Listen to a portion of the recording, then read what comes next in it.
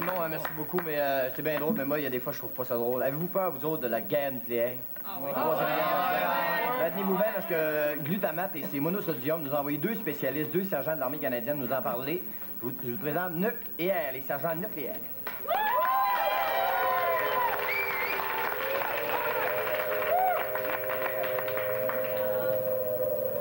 Bonsoir, mesdames et messieurs.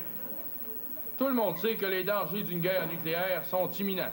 C'est pourquoi nous sommes ici ce soir pour vous expliquer qu'est-ce qui se passerait et vous indiquer la démarche à suivre dans un tel cas. Premièrement, ne pas s'affoler. Il faut surtout regarder dans quelle direction est le champignon afin de ne pas courir dedans. Avis drogué? Toi, puis toi. Ce champignon fume mais n'est pas fumable. Il est préférable de courir dans la direction du vent. Cela évitera de courir dans le champignon. N'est-ce pas, Nuc? Pas tout à fait, R. Excuse-moi, Nuc, j'aurais cru. L'une des premières choses à vérifier, c'est de vérifier si on est vivant. Parce que si on n'est pas vivant, ça sert à rien de sauver parce qu'habituellement, quand on est mort... On n'est pas ben vivant. Or donc, si vous n'êtes pas sur les 700 millions qui mourront... Vous serez sûrement sur les 600 millions qui pourriront. Parlons des rayons gamma maintenant qui peuvent atteindre tout le monde. Ça sert à rien de vous faire atteindre par les rayons gamma pour devenir comme Hulk. Ça, c'est rien des histoires qu'on voit à TV. De toute façon, les rayons gamma, c'est pas pire que les rayons laser dans nos discothèques, sauf qu'on danse, mais moins longtemps. Parlons des symptômes maintenant. C'est ça. Au cas où vous n'auriez pas entendu le boom, on sait jamais. Nous vous offrons une grande liste de ces symptômes, dont voici quelques-uns. Premièrement, prendre son pouls. Si le poignet vous reste dans les mains, eh bien, vous étiez trop près de l'explosion. Regardez-vous la langue dans le miroir aussi. Si vous ne la voyez pas, il s'est sûrement passé quelque chose dont vous vous n'êtes pas rendu compte. D'autant plus que si vous ne vous voyez pas, il s'est sûrement passé quelque chose que vous ne vous êtes pas rendu compte. Demandez à quelqu'un s'il vous voit. S'il ne vous répond pas, posez-vous des questions. Comme par exemple, où suis-je rendu? Dans quel état suis-je? Dois-je aller à l'hôpital?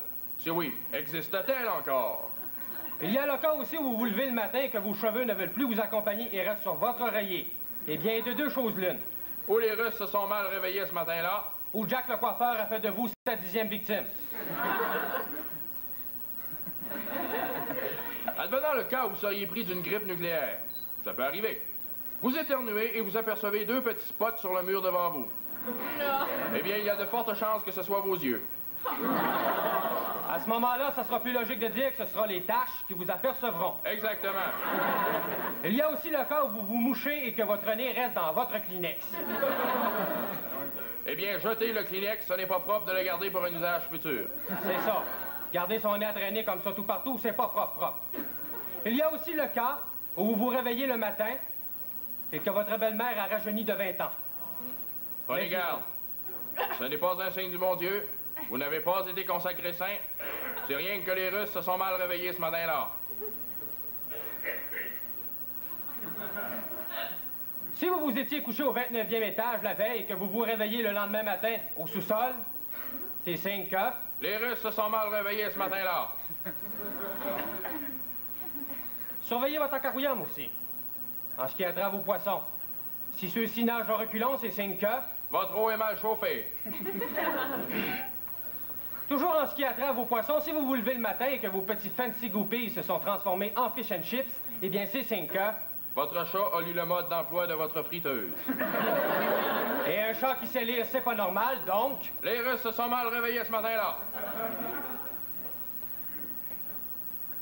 Si vous vous levez le matin, que tout vous semble beau, que le gazon pousse, que les oiseaux gazouillent, que vous n'avez pas de compte à payer, méfiez-vous.